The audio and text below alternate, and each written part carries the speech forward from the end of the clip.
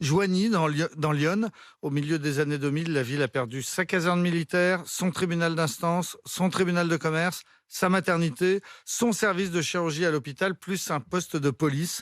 Dans la foulée, 30% des commerces ont fermé et 15% de la population a quitté la ville.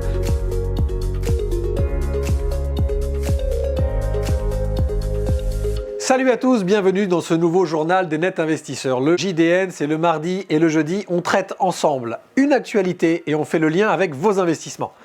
Allez, on y va. L'actu du jour, on touche à l'immobilier. Le gouvernement a annoncé allouer 5 milliards d'euros d'ici 2026 pour redynamiser les centres-villes. Cette nouvelle enveloppe de 5 milliards va être allouée à 234 nouvelles communes de taille moyenne, après les 222 communes touchées lors du premier plan de 5 milliards alloué lors du premier mandat du président Macron. Le premier pan du plan Action Cœur de Ville avait touché des villes de 20 000 à 100 000 habitants et financé 6 500 actions, pas toujours bien tracées par les pouvoirs publics. Évidemment, les 5 milliards supplémentaires vont permettre de terminer les projets qui n'avaient pas abouti sur le premier plan, mais Caroline Cayeux surtout s'attache à donner vraiment la sensation à nos villes que dès le premier coup d'œil, nous ayons un coup de cœur. Je cite la ministre, « Je ne veux plus que l'on parle de la France moche ». Au-delà de l'esthétique, une grande partie de l'enveloppe permettra de lancer des projets de transition écologique afin de verdir les centres-villes et de lutter contre les îlots de chaleur. Il faut également faire des travaux d'économie d'énergie dans les bâtiments publics et les écoles, a également souligné la ministre. Maintenant qu'on a posé l'actualité, évidemment, vous likez, vous partagez et vous n'oubliez pas de vous abonner. La question du jour est la suivante. Étant donné qu'il y a de nombreuses actions et de nombreux plans de redynamisation des centres-villes des villes moyennes, est-ce que justement cela pourrait vous donner envie de revenir y vivre ?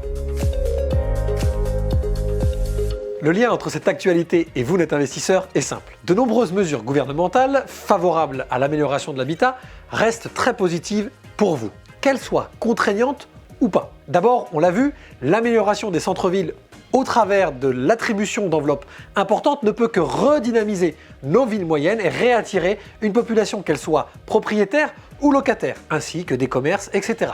On rééquilibrera donc une demande et une offre qui s'est très légèrement désarticulée pendant les confinements. La loi de Normandie est prolongée jusqu'au 31 décembre 2023. Cette loi, je le rappelle, permet sur une liste de communes bien précises en France de profiter de réductions d'impôts au travers de travaux de réhabilitation dont la liste là aussi a été élargie. L'objectif évidemment est de faire de vous des investisseurs dans l'ancien réhabilité à des normes extrêmement à jour.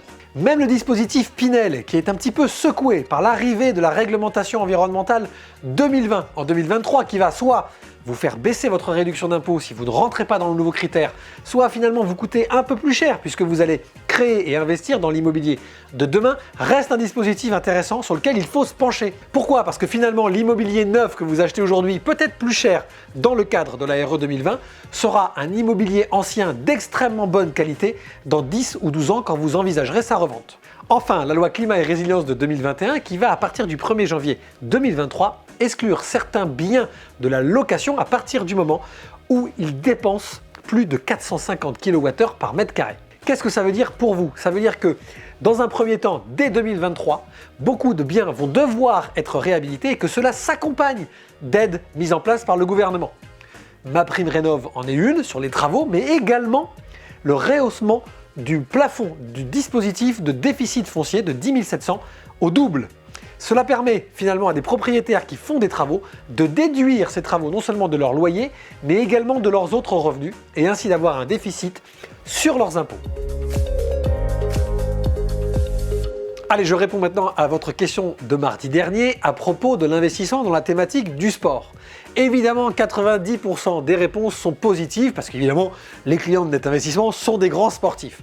On a quelques éléments à prendre en compte quand même pour vous apporter un peu plus de réponses. Une vraie différence, alors est-ce que c'est une question de génération ? Je n'ose le croire, mais une différence entre l'investissement, on va dire, plus dans la thématique de sport classique, donc santé, sport, équipement, etc. et le e-sport et nouvelles technologies, où là on sent très clairement qu'il y a une question de génération autour du jeu vidéo et de l'entertainment, puisque là on a eu quand même pas mal de réponses de gens qui seraient très favorables à ce qu'on investisse plus et qu'il y ait plus de fonds dans ces secteurs à l'avenir. Ce qui, entre vous et moi, est écrit d'avance.